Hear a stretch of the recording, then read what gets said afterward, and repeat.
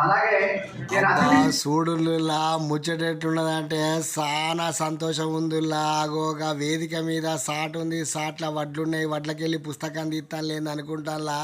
అబ్బా చూడుండి ఇలా మన దేవేందర్ సార్ రాసిన వరి గొలుసు పుస్తకాన్ని ఆంగ్లంలోనికి అనువాదం చేసిండులా సవ్యసాచి గారు.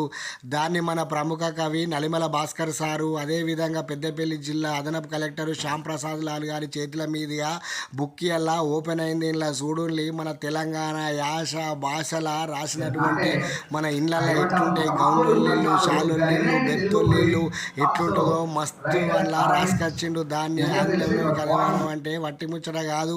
నా భూతో నా భవిష్యత్ అన్నట్టు సూపర్ ఉందిలా. కృషి చేస్తున్నారు. అక్షరాన్ని అస్త్రంగా మలిచి సామాజిక రుగ్మతల మీద బాణాలు సంధించి అలాగే సమాజంలో ఒక మార్పుకు శ్రీకారం చుట్టి చాలా గొప్ప కృషి చేస్తున్నారు. కాళోజీ గారు ఒక మాట అంటారు.